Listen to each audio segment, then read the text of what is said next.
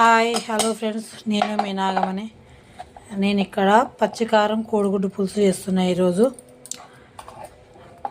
First అయితే mixie jar తీసుకుని దాంట్లో ఉల్లిపాయలు పెద్ద పెద్ద కట్ చేసుకొని పేస్ట్ పట్టుకుంటున్నా. అలాగే ఉల్లిపాయలతో పాటు పత్తా లవంగాల పొడి కాకుండా పత్తా లవంగాలే వేసుకుంటున్నా. అన్నీ దాల్చిన చెక్క, లవంగాలు, యాలక్కాయలు పేస్ట్ పట్టుకుంటాయి. ఒకసారి కొంచెం బరకగా తిప్పుకున్నాక నాకు కారానికి సరిపడా పచ్చిమిరపకాయలు కూడా మిక్సీ పట్టుకుంటున్నా.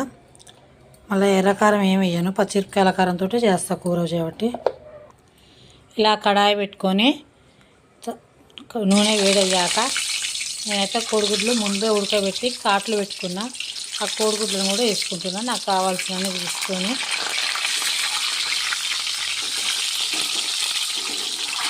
చిన్నగా కలుపుతూ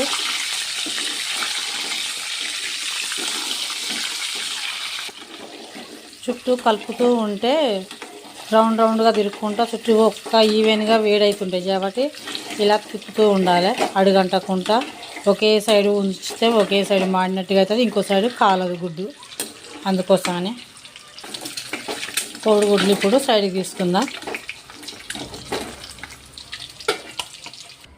అదే నూనెలో ఒక బగారాకు, జీలకర్ర, ఆవాలు, పేస్ట్ పట్టుకున్న ఉల్లిగడ్డ పచ్చిమిరపకాయ మిశ్రమం మసాలా తోటి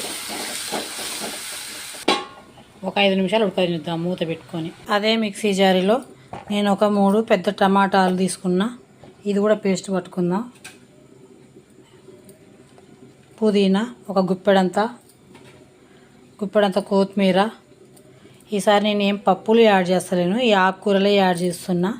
ఎందుకంటే మనం వీటితోటి కూరలు తినం కాబట్టి అప్పుడప్పుడు ఇలా కూడా చేసుకొని తింటే చాలా మంచిది కూడా, హెల్త్కి కూడా కాబట్టి. ఇది ఒక 5 నిమిషాలు ఉడికింది కదా. ఉల్లిపాయ పేస్టు, అల్లం వెల్లిపాయ పేస్ట్ కూడా వేసుకొని ఇది కూడా కలుపుకుందాము. పసుపు,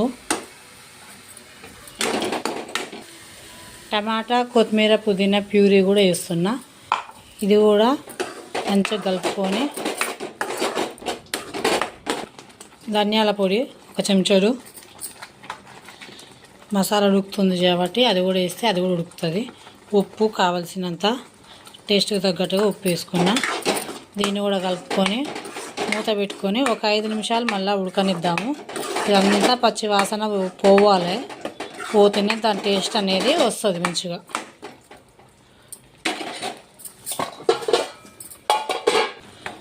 మధ్యలో కలుపుతూ నేనైతే ఒక 10 నిమిషాలు ఉడికించుకున్నా. ఇలా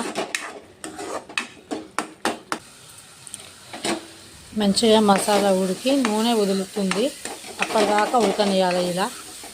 ఎందుకంటే పచ్చిగా ఉన్నప్పుడే నూనె తేలక ముందుకే నీళ్ళు పోస్తే పచ్చి వాసన వస్తుంది కాబట్టి ఇలా గట్టి పడాలి.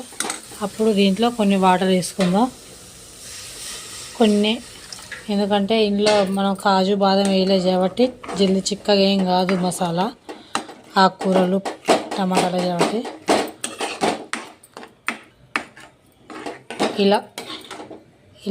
ఇట్లా వచ్చేసరికి చిక్కగా అయ్యేటట్టు నీళ్ళు పోసుకొని ఇప్పుడు దీంట్లో మనం ముందే ఏంపి పెట్టుకున్న కోడిగుడ్లు కూడా వేసుకొని